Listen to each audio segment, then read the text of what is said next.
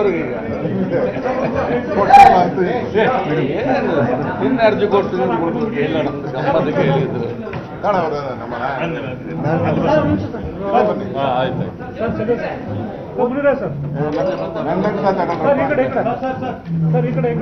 Speaker ಅವರು ದಯಪಾಲಿಸಿ ಕೊಡ್ತಾ ಇದ್ದಾರೆ. ಧನ್ಯವಾದಗಳು sir. Ashok sir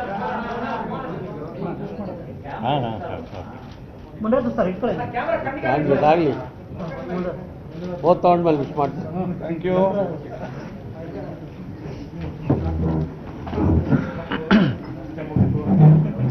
N Jeevaraj ಎಂಬ ಹೆಸರಿನವನಾದ ನಾನು ವಿಧಾನಸಭೆಯ ಸದಸ್ಯನಾಗಿ ನಿರ್ವಾಚನ ಹೊಂದಿದವನಾಗಿ ವಿಧಿದ್ವಾರ ಸ್ಥಾಪಿತವಾದ ಭಾರತದ ಸಂವಿಧಾನದ ವಿಷಯದಲ್ಲಿ ಶ್ರದ್ಧೆಯಿಂದಲೂ ನಿಷ್ಠೆಯಿಂದಲೂ ಕೂಡಿರುತ್ತೇನೆಂದು ನಾನು ಭಾರತದ ಪರಮಾಧಿಕಾರವನ್ನು ಮತ್ತು ಸಮಗ್ರತೆಯನ್ನು ಸಮರ್ಥಿಸುತ್ತೇನೆಂದು ನಾನು ಈಗ ಕೈಗೊಳ್ಳಲಿರುವ ಕರ್ತವ್ಯವನ್ನು ಶ್ರದ್ಧಾಪೂರ್ವಕವಾಗಿ ನಿರ್ವಹಿಸುತ್ತೇನೆಂದು ಶೃಂಗೇರಿ ಶಾರದಾಂಬೆಯ ಭಗವಂತನ ಹೆಸರಿನ ಮೇಲೆ ಪ್ರಮಾಣ ಮಾಡುತ್ತೇನೆ.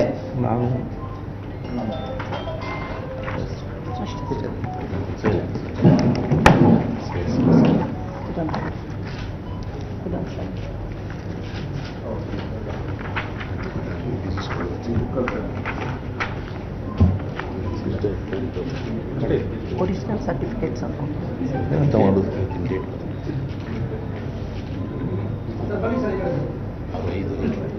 Original certificate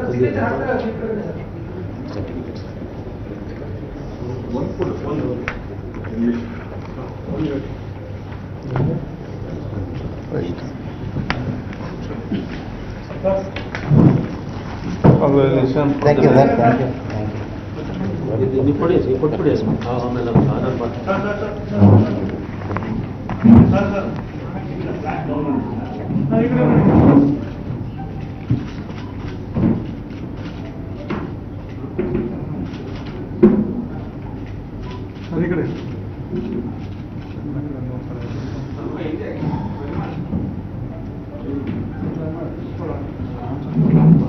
thank you.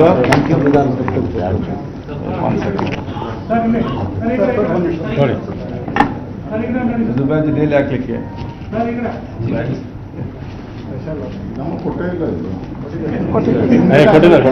ಅಲ್ಲ ನೀವು ತಗೊಳ್ಳೋದು ನಾನು ಸ್ಪೀಕರ್ ಆಗಿರಲಿಲ್ಲ ಅಲ್ಲ.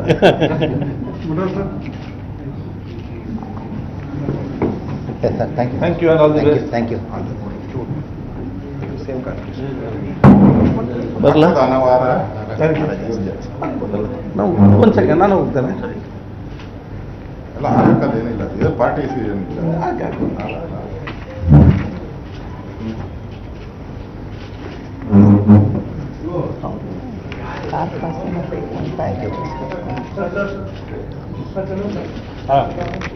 ಸಾಕು ಸಾಕು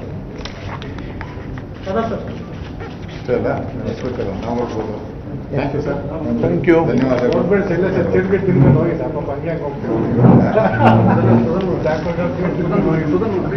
ಪ್ರಮಾಣ ವಚನ ಇವತ್ತು ಆಗಿದೆ. ಇನ್ನು ಅದರ ಹಿಂದಿನ ಬಗ್ಗೆ ಚರ್ಚೆ ಮಾಡೋದು ವಿಚಾರ ಏನು ಇಲ್ಲ. ಎಲ್ಲಿಯೂ ಕೂಡ ಬಹುಶಃ ಇವತ್ತು ರಾಜ್ಯಪಾಲರು ಬಹುಶಃ ಎಲ್ಲಿಗೂ ನಿರ್ದೇಶನ ಕೊಡಲಿಲ್ಲ. ಅವರು ಈ ರೀತಿ ಇವರು ಕೊಟ್ಟಂಥ ಮನವಿಗೆ ಅವರು ಸೂಚಿಸಿದ್ದಾರೆ. ಸೊ ಒಂದು ಮನವಿ ಕೊಟ್ಟಾಗ ಅದನ್ನು ನಿಯಮಬದ್ಧ ಮಾಡಿ ಸೂಚಿಸುವುದಾದ್ರೂ ಸರ್ವರ ಕೂಡ ಜವಾಬ್ದಾರಿ. ಆ ಕೆಲಸವನ್ನು ಇವತ್ತು ಗೌರವ ಮಾಡಿದೆ ಅಂತ ಹೇಳಿದರೆ ಯಾವುದೇ ನಿರ್ದೇಶನ ಬೇರೆ ಯಾವುದು ಕೂಡ ಇರುತ್ತಿಲ್ಲ. ನಾವು ಅತ್ಯಂತ ಸೌಹಾರ್ದತೆಯಿಂದ ಇದ್ದೇವೆ. ಒಂದು ಎಲ್ಲಿಯೂ ಕೂಡ ತಡವಾಗಲಿಲ್ಲ. ಯಾಕಂತ ಹೇಳಿದರೆ ಮೊನ್ನೆ ಬೆಳಿಗ್ಗೆ ಎಲೆಕ್ಷನ್ ಕಮಿಷನ್ ಆದೇಶ ಬಂದದ್ದು. ನಿನ್ನೆ ಬೆಳಿಗ್ಗೆ 11:30 ಗಂಟೆಗೆ ನಮಗೆ ಇವತ್ತು ಮೊನ್ನೆ ನಾನಿದ್ದೆ, ಯಾರು ಕೂಡ ಬರಲಿಲ್ಲ.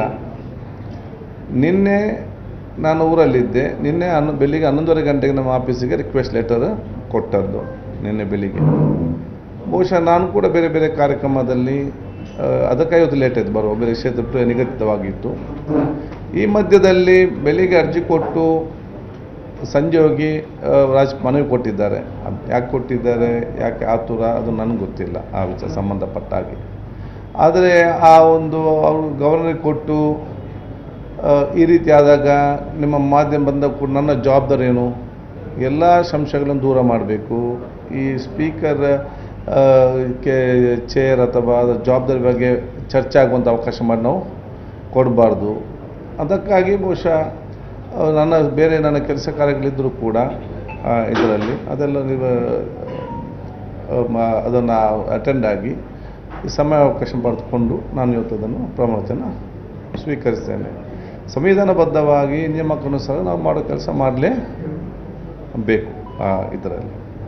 ಈಗ ನಿನ್ನೆ 11 ಗಂಟೆಗೆ ಅರ್ಜಿ ಕೊಟ್ಟು ತಕ್ಷಣದಲ್ಲೇ ಕೊಡಬೇಕು, ಇಲ್ಲದಿದ್ದಲ್ಲಿ ರಾಜ್ಯಪಾಲರು ಹೋಗಿ ಅಲ್ಲದಿದ್ದಲ್ಲಿ ನಿಮ್ಮ ಕಚೇರಿ ಬಂದು ಧರಣಿ ಮಾಡ್ತೀವಿ ಅಂತ ಎಚ್ಚರಿಕೊಂಡು, ಇದು ಸಂಸದೀಯ ವ್ಯವಸ್ಥೆಯಲ್ಲಿ ಈ ಥರ ಬೆದರಿಕೆ ಆಗೋದು, ಪ್ರತಿಭಟನೆ ಮಾಡ್ತೀವಿ ಅಂತ ಅವಶ್ಯಕತೆ ಇದೆ ಸರ್? ಇಲ್ಲ, ಅದು ಬಹುಶಃ ತಾವು ಇವತ್ತು ಅವ್ರ ಹತ್ರ ಕೇಳಬೇಕು. ನಾನು ಹೇಳ್ದಿಷ್ಟೇ, ಬರುತ್ತಾ ಅಂತ ಕೇಳಿ. ಇಲ್ಲ, ಸ್ಪೀಕರ್ ಮೇಲೆ ಯಾವ ಒತ್ತಡಕ್ಕೆ ಬರುವುದೂ ಇಲ್ಲ ಮತ್ತು ಒತ್ತಡಕ್ಕೊಳಗಾಗುವುದು ಕೂಡ ಇಲ್ಲ. ಒಂದು ಪ್ರಜಾಪ್ರಭುತ್ವ ಮತ್ತು ಸಂಸದೀಯ ನಿಯಮಗಳು ಅಥವಾ ಸಂಸದೀಯ ವ್ಯವಸ್ಥೆ ಬಲಿಷ್ಠವಾಗಬೇಕಾದ್ರೆ, ಜನರಿಗೆ ವಿಶ್ವಾಸ ಬರಬೇಕಾದ್ರೆ, ಜವಾಬ್ದಾರಿ ಸ್ಥಾನದಿದ್ದಂಥ ಎಲ್ಲರೂ ಕೂಡ ವಿಶ್ವಾಸಭರಿತವಾಗಿ ಇರುವಂಥ ಅವಕಾಶ ಇವತ್ತು ಆಗಬೇಕು. ಪರಸ್ಪರ ವಿಶ್ವಾಸ ಇರಬೇಕು. ಅದು ನನಗೆ ಸರ್ಕಾರದ ಮೇಲೆ ವಿಶ್ವಾಸ ಇರಬೇಕು, ಪ್ರತಿಪಕ್ಷದವರಿಗೆ ವಿಶ್ವಾಸ ಇರಬೇಕು, ಅವರಿಗೆ ನಮ್ಮ ಮೇಲೆ ವಿಶ್ವಾಸ ಇರಬೇಕು. ಇದು ನಾವು ಕಾನೂನು ಮತ್ತು ನಿಯಮ ಜೊತೆಯಲ್ಲಿ ಪರಸ್ಪರ ವಿಶ್ವಾಸ ಜೊತೆಯಲ್ಲಿ ಹೋಗುವಂಥ ಕೆಲಸ. ಆದ ಕಾರಣ ಅದು ಯಾಕೆ ಆಗಿದೆ ಅನ್ನೋದ್ರ ಬಗ್ಗೆ ನಾನು ಚರ್ಚೆ ಮಾಡಲಿಕ್ಕೆ ಹೋಗೋದಿಲ್ಲ. ಒಂದಂತೂ ನಾವೆಲ್ಲೂ ಕೂಡ ತಡ ಮಾಡಲಿಲ್ಲ. ಬಂದಾಗ ನಾವು ಕೆಲವು ಪರಿಶೀಲನೆ ಚರ್ಚೆ ಮಾಡಬೇಕು. ಇದರ ಬಗ್ಗೆ ನಿಯಮಗಳು ಇನ್ನಷ್ಟು ಸ್ವಲ್ಪ ಒಂದು ವಿಶಿಷ್ಟವಾದ ಒಂದು ಸನ್ನಿವೇಶದ ಕಾರಣ ಅದನ್ನು ಇನ್ನಷ್ಟು ಸ್ವಲ್ಪ ಕಾನೂನು ತಿಳ್ಕೊಳ್ಬೇಕು. ಆ ವಿಚಾರ ಕೂಡ ಆಗಿದೆ ಮತ್ತು ನಾವು ಕೊಟ್ಟಿದ್ದೇವೆ. ನಾವು ಶುಭಾಶಯ ಸಲ್ಲಿಸ್ತೇನೆ. ಗಮನಕ್ಕಿಲ್ಲ ಸರ್, ವಿಶೇಷ ಪ್ರಕರಣ ಒತ್ತಡ ಇರಬಾರ್ದು ಅಂತ ಕನ್ಫ್ಯೂಷನ್ ಹೆಡ್ಡಾಗಿ ರಾಜ್ಯಕ್ಕೆ ಸ್ಟೇಟಿಗೆ ಹೆಡ್ಡಾಗಿ ಇಲ್ಲ, ಅವರಿಗೆ ಒತ್ತಡ ನೇರನ್ನು ಕೂಡ ಎಲ್ಲಿ ಕೂಡ ಮಾಡಲಿಲ್ಲ. ಇವರು ಕೊಟ್ಟ ಮನವಿಗೆ ಅವರೊಂದಕ್ಕೆ ಸೂಚಿಸಿದ ಅಷ್ಟೇ. ಯಾರು ಕೂಡ ಈಗ ನಮಗೊಂದು ಮನವಿ ಕೊಟ್ಟರೆ ನಾವು ಇದನ್ನು ಪರಿಶೀಲಿಸಿ ಅಂತ ಕೊಡ್ತೇವೆ. ಅದೇ ರೀತಿ ಇವರು ಕೊಟ್ಟ ಮನವಿಗೆ ಸಂವಿಧಾನಬದ್ಧವಾಗಿ ಇದನ್ನು ಪರಿಶೀಲಿಸಂತ ಕೊಟ್ಟಿದ್ದಾರೆ. ಅಷ್ಟೇ, ಎಲ್ಲಿಯೂ ಕೂಡ ಅವರ ಒತ್ತಡವ ನಿರ್ದೇಶನ ಎಲ್ಲಿಯೂ ಕೂಡ ಇಲ್ಲ. ಅವರು ಪತ್ರ ನಾನು ಕೂಡ ರಿಪ್ಲೈ ಮಾಡಿದ್ದೇನೆ ಆಲ್ರೆಡಿ. ನಿನ್ನೆ ಬೆಳಿಗ್ಗೆ ಕೊಟ್ಟಿದ್ದೆ. ನೋಡಿ, ಈಗ ಗೆದ್ದಂಥ ಅಭ್ಯರ್ಥಿಗಳಿಗೆ ಅವರೊಂದು ಸಮಯ, ಒಂದು ಸನ್ನಿವೇಶ, ಒಂದೊಂದು ಶಾಸಕ ಒಂದೊಂದು ರೀತಿ ಇರ್ತಾರೆ. ಅದು ನೀವು ಒಟ್ಟಿಗೆ ಬರಲಿ ಅಂತ ನನಗೆ ಹೇಳಿ ಕೂಡ ಆಗುವುದಿಲ್ಲ. ಒಟ್ಟಾರೆಯಾಗಿ ಯಾವುದು ಡಿಲೇಯ ಅಥವಾ ಯಾವುದು ಕೂಡ ವಿಚಾರ ಆಗಲಿಲ್ಲ. ಇದರಲ್ಲಿ ಸ್ವಲ್ಪ ಬೇಗನೆ ಆಗಿದೆ. ನಮಗೆಲ್ಲ 1 ವಾರ ಆಗಿದೆ ಬೈ ಎಲೆಕ್ಷನ್ ಬಿಟ್ಟು ನನಗೆ ಪ್ರಮಾಣ. ನಾನು ಕೂಡ ಬೈ ಎಲೆಕ್ಷನ್ ಗೆದ್ದು ಬಂದವು. ಸೊ ಯಾವುದೇ ಡಿಲೇ ಆಗಲಿಲ್ಲ ಅಂತ ಹೇಳಲಿಕ್ಕೆ ನಾನು ಇವತ್ತು ಬಯಸ್ತೀನಿ. ಮತ್ತು ನಾನು ಯಾಕೆ ನಿನ್ನೆ ನೇರವಾಗಿ ಅವ್ರು ಹೇಳ್ತಿದ್ದು, ಸ್ಪೀಕರ್ ಅವರು ನಮಗೆ ಅವ್ರ ಕಾಂಟ್ಯಾಕ್ಟ್ ಸಿಗ್ತಾ ಇಲ್ಲ, ನಮಗೆ ಓದ್ ಕೊಡ್ಲಿಕ್ಕೆ ಅವ್ರು ಯಾವ ಟೈಮಿಂಗ್ಸ್ ಕೊಡ್ತಾ ಇಲ್ಲ ಅಂತ ಅವ್ರು ನೇರವಾಗಿ ಅಲಿಗೇಷನ್ ಮಾಡಿದ್ರು. ಆ ಕಾರಣಕ್ಕೆ ತಮ್ಮ ಸ್ಥಾನ ತಮ್ಮ ಕಾರಣಕ್ಕೆ ಅದಕ್ಕಾಗಿ ಇದನ್ನು ಚರ್ಚೆಯೇ ಬೇಡ ಅಂತೇಳಿ ಆದಷ್ಟು ಬೇಗ ನಾನು ಬಂದು ಅವ್ರ ಪ್ರಮಾಣವಚನವನ್ನು ನಾನು ಕೊಟ್ಟಿದ್ದೇನೆ. ಆಯ್ತು, ನನಗೆ ಅದು 3 ದಿವಸ ಮುಂಚೆಗೆ ಆಗ್ಬೋದಿತ್ತು. ಮತ್ತು ಅನಗತ್ಯವಾಗಿ ಅದರ ಮಧ್ಯೆ ಚರ್ಚೆ ಅದೆಲ್ಲ ಬೇಡ ಅಂತ ಹೇಳಿಕೊಂಡೆ ಬಹುಶಃ ಇವತ್ತು ಈ ಒಂದು ಸ್ಪೀಕರ ಒಂದು ಚರ್ಚೆಗೊಳಪಾಡದಂತ ಹೇಳಿಕೊಂಡೆ ನಾನು ಅದನ್ನು ಅವರಿಗೆ ಪ್ರಮಾಣವಚನ ಬೇಗ ನಾನು ಕೊಟ್ಟಿದ್ದೇನೆ.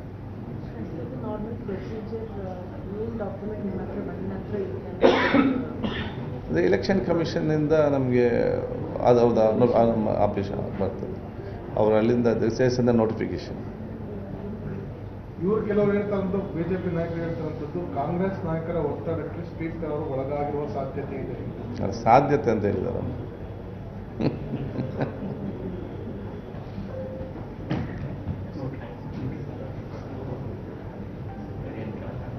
ಯಾವುದು ಟೆಕ್ನಿಕಲ್ ಇಶ್ಯೂಸ್ ಇದೆ, ಅದನ್ನ ಅವರು ಕೆಲವು ಪರಿಶೀಲನೆ ಮಾಡಬೇಕು ಅಂತ ಹೇಳಿದ್ರು. ಈಗ ಅದನ್ನ ಹೇಗೆ ಸರ್, ಈಗ ಇನ್ನೂ ಕೆಲವರು ನಿನ್ನೆ ಕೋರ್ಟಲ್ಲಿ ಇತ್ತು, ಕೋರ್ಟ್ ಆಫ್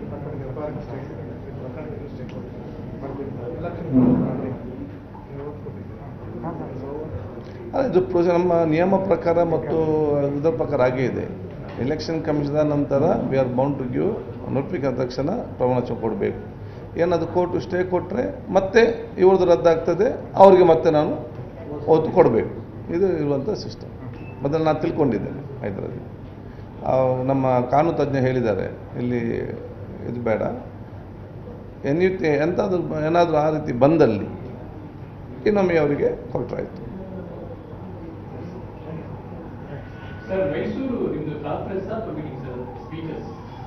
ಈಗ ಕಳೆದ ವಾರ ಈಗ ನಾವು ನಮ್ಮ ಲೋಕಸಭಾ ಸ್ಪೀಕರ್ ಅವರು ವಿವಿಧ ಕಮಿಟಿ ಮಾಡಿದ್ದಾರೆ. ಒಂದು ಕಮಿಟಿ ನಮ್ಮ 10th ಶೆಡ್ಯೂಲ್ನಲ್ಲಿ ಡಿಫೆಕ್ಷನ್ ಆ್ಯಕ್ಟ್ ಏನಿದೆಯಾ ಅದನ್ನು ಇನ್ನಷ್ಟು ಹೇಗೆ ನಾವು ಬಲಿಷ್ಠ ಮಾಡ್ಬೋದು ಅಂತೇಳಿ, ಅದರಲ್ಲಿ ನಮಗೆ ಮಹಾರಾಷ್ಟ್ರ ಸ್ಪೀಕರ್ ಇವತ್ತು ಚೇರ್ಮನ್ ಆಗಿದ್ದಾರೆ, ಕರ್ನಾಟಕ ಸ್ಪೀಕರ್ ಆಗಿ ನಾನು, ಒರಿಸ್ಸಾ ಸ್ಪೀಕರ್ ಮತ್ತು ನಾಗಾಲ್ಯಾಂಡ್ ಸ್ಪೀಕರ್ ಸದಸ್ಯರಾಗಿದ್ದೆವು. ಇದರ ಪ್ರಥಮ ಮೀಟಿಂಗನ್ನು ನಾವು ಬಾಂಬೆಯಲ್ಲಿ ಆಯಿತು, ಎರಡನೇದು ಮೊದಲನೇ ಜಗನ್ನಾಥ್ ಪುರಿಯಲ್ಲಿ ಆಯಿತು. ಅಲ್ಲಿ ಕೆಲವೊಂದು ವಿಚಾರಗಳು ಪಾಯಿಂಟ್ಗಳು ಚರ್ಚೆ ಬಂದಿದೆ. ಒಂದು ಯಾವ ರೆಕಮೆಂಡೇಶನ್ ಮಾಡ್ಬೋದು ಅಂತೇಳಿ. ಕೆಲವು ರೆಕಮೆಂಡೇಶನ್ಸ್ ಹೇಗೆ ಅಂತ ಹೇಳಿದರೆ, ಕೆಲವೊಂದು ಸಲ ಇಡೀ ಪಾರ್ಟಿ ಸ್ಪಿಟ್ ಆದಾಗ ಯಾವುದು ಒರಿಜಿನಲ್ ಪಾರ್ಟಿ ಅಂತೇಳಿ ತೀರ್ಮಾನ ಮಾಡಲಿಕ್ಕೆ ಸ್ಪೀಕರ್ಗೆ ಕೊಡ್ತಾರೆ. ಇದು ಸ್ಪೀಕರ್ ನಿಭಾಯಿಸಲಿಕ್ಕೆ ಅಷ್ಟು ಸುಲಭ ಆಗೋದಿಲ್ಲ ಆಯಿತು. ಅದಕ್ಕಾಗಿ ಸ್ಪೀಕರಿಗೆ ಕೊಡಬಾರ್ದು, ಅದಕ್ಕೆ ಸಪ್ರೇಟ್ ಅದನ್ನು ಟ್ರಿಬ್ಯುನಲ್ ಮಾಡಿಕೊಂಡು ಅವರು ಅದನ್ನು ನಿಗದಿತ ಸಮಯದೊಳಗೆ ಅದೇ ಇರುವಂಥ ಕಾನೂನು ಮತ್ತು ಇದರ ಆ ಒಂದು ಕಾನ್ಸ್ಟಿಟ್ಯೂಷನ್ ತಜ್ಞರ ಸಮಿತಿ ಮಾಡಿ ಆ ಸಮಿತಿಯವರು ಅದನ್ನು ನೋಡಿಕೊಳ್ಳಿ, ಯಾರು ಅವರು ವರದಿ ಕೊಡಲಿ. ಇನ್ನು ಕೆಲವೊಮ್ಮೆ ಸನ್ನಿವೇಶದಲ್ಲಿ ಪಾರ್ಟಿ ವಿಪ್, ಅದು CLPಯ ಚೀಫ್ ವಿಪ್ಗೆ ಮಹತ್ವ ಇರುವುದಾ ಅಥವಾ ಪಾರ್ಟಿಯ ವಿಪ್ಗೆ, ಅಧ್ಯಕ್ಷನ ವಿಪ್ಗೆ ಮಹತ್ವ ಇರುವುದಾ ಅಂತೇಳಿ ಸನ್ನಿವೇಶ ಬರ್ತದೆ. ಇದರ ಬಗ್ಗೆ ಒಂದು ತೀರ್ಮಾನ ಇವತ್ತು ಆಗಬೇಕು.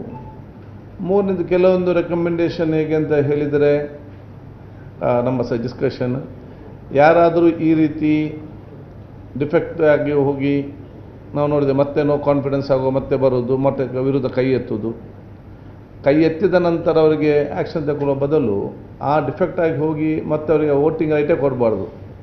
ಕಾನ್ಫಿಡೆನ್ಸ್ ಮೋಷನ್ನಲ್ಲಿ, ನೋ ಕಾನ್ಫಿಡೆನ್ಸ್ ಮೋಷನ್ನಲ್ಲಿ ವೋಟಿಂಗ್ ರೈಟೇ ಅವರಿಗೆ ಕೊಡಬಾರ್ದು ಅಂತ, ಅಥವಾ ಡಿಫೆಕ್ಟ್ ಮಾಡಿದಂಥ ಶಾಸಕರಿಗೆ ಬರುವಂಥ ಸರ್ಕಾರದಲ್ಲಿ ಯಾವುದೇ ಮಂತ್ರಿ ಅಥವಾ ಯಾವುದೇ ನಿಗಮ ಅಥವಾ ಪ್ರಾಫಿಟ್ ಇರುವಂಥ ಯಾವುದೇ ಸ್ಥಾನವನ್ನು ನೀಡಬಾರ್ದು.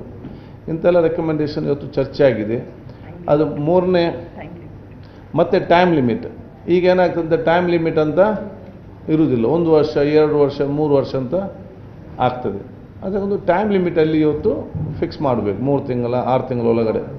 ಈಗ ಒಬ್ಬರನ್ನು ಸಸ್ಪೆಂಡ್ ಮಾಡಿ ಕೋರ್ಟಿಗೆ ಹೋಗ್ತದೆ, ಅದು ಎಷ್ಟು ಸಮಯ ಅಂತ ಇರುವುದಿಲ್ಲ ಯಾವ ವಿಚಾರದೂ ಕೂಡ. ಇದಕ್ಕೆ ಅದಕ್ಕೊಂದು ಟೈಮ್ ಲಿಮಿಟ್ ಫಿಕ್ಸ್ ಮಾಡಬೇಕಂತ ಹೇಳಿ ಇದು ನಮ್ಮ ಒಂದು ಡಿಸ್ಕಷನ್. ನೆಕ್ಸ್ಟ್ ಮೀಟಿಂಗ್ ಜೂನ್ ತಿಂಗಳಿನಲ್ಲಿ ನಮ್ಮ ಕರ್ನಾಟಕದಲ್ಲಿದೆ. ಅಂತಿಮ ವರದಿ ಸಲ್ಲಿಸಿ ಮತ್ತೆ ಅದನ್ನು ಲೋಕಲ್ ಸ್ಪೀಕರ್ಗೆ ಸಲ್ಲಿಸ್ತೇವೆ. ಈಗ ಮೈಸೂರಿನಲ್ಲಿ ನಾಡಿದ್ದು ಮೇ 12, 13 ಮೈಸೂರಿನಲ್ಲಿ ಇನ್ನೊಂದು ಕಮಿಟಿ ಇದೆ. ಒಂದೇ ದೇಶದ ಎಲ್ಲ ರಾಜ್ಯಗಳಲ್ಲಿ ಒಂದೇ ಕಾಮನ್ ರೂಲ್ಸ್ ಆ್ಯಂಡ್ ಪ್ರೊಸೀಜರ್ ಮಾಡಲಿಕ್ಕೆ ಬೇಕಾಗಿ, ಅದರಲ್ಲಿ ಕೂಡ ನಮ್ಮ UP ಸ್ಪೀಕರ್ ಅವರು ಅದಕ್ಕೆ ಚೇರ್ಮನ್ ಆಗಿದ್ದಾರೆ, ನಾನು ಅದಕ್ಕೆ ನನ್ನನ್ನು ಸದಸ್ಯನಾಗಿ ಮಾಡಿದ್ದಾರೆ. ಅದರಲ್ಲಿ ಹಿಮಾಚಲ್ ಪ್ರದೇಶ್, ಮಹಾರಾಷ್ಟ್ರ, ನಾಗಾಲ್ಯಾಂಡ್ ಮತ್ತು ಇನ್ನು ಡೆಲ್ಲಿ ಈ ಒಂದು ಸ್ಪೀಕರ್ ಕೂಡ ಇವತ್ತು ಇದ್ದಾರೆ. ಇದೇನಂತ ಹೇಳಿದರೆ, ಈಗ ಒಂದೊಂದು ರಾಜ್ಯದ ಲೆಜಿಸ್ಲೇಟಿವ್ ಅಸೆಂಬ್ಲಿ ಒಂದೊಂದು ರೂಲ್ಸ್ ಆ್ಯಂಡ್ ಪ್ರೊಸೀಜರ್ಸ್ ಇದೆ. ಅಂದರೆ 80% ಕರೆಕ್ಟ್ ಒಂದೇ ರೀತಿ ಇದೆ, ಮತ್ತು ಕೆಲವೊಂದು ಚೇಂಜಸ್ ಇದೆ. ಅದನ್ನೆಲ್ಲ ಡಿಸ್ಕಸ್ ಮಾಡಿ ಯಾವುದು ಈಗ ಕರ್ನಾಟಕ ರಾಜ್ಯದ್ದು ಉತ್ತಮವಾಗಿರ್ಬೋದು, ಇನ್ನೊಂದು ಅದನ್ನೆಲ್ಲ ಕೂಡ ಒಂದು ಸ್ಕ್ರೂಟಿನೈಸ್ ಮಾಡಿ ಯಾವುದು ಬೆಸ್ಟ್ ಇದೆ ಅದನ್ನು ತೆಕ್ಕೊಂಡು ಒಂದೇ ರೂಲ್ಸ್ ಆಫ್ ಪ್ರೊಸೀಜರ್ ಎಲ್ಲ ಸ್ಟೇಟ್ ಅಸೆಂಬ್ಲಿ ಕೂಡ ಮಾಡಲಿಕ್ಕೆ ಬೇಕಾಗಿ ರೆಕಮೆಂಡ್ ಮಾಡಿ ಚರ್ಚಿಸಿ ಅದಕ್ಕೆ ರೆಕಮೆಂಡ್ ಮಾಡುವಂಥ ಕಮಿಟಿ ಕೂಡ ಅದು ನಾಳ್ದು ಫಸ್ಟ್ ಮೀಟಿಂಗ್ ನಾಡ್ದು ನಾವು ಮೈಸೂರಿನಲ್ಲಿ ಇಟ್ಕೊಂಡಿದ್ದೇವೆ. 12th and 11th ಬರ್ತಾರೆ, 12th and 13th. Within 6 months ಆ ರಿಪೋರ್ಟನ್ನು ನಾವು ಅದನ್ನು ಸಲ್ಲಿಸ್ತೇವೆ. ನಿಮ್ಮ ಅಭಿಪ್ರಾಯ ಏನು?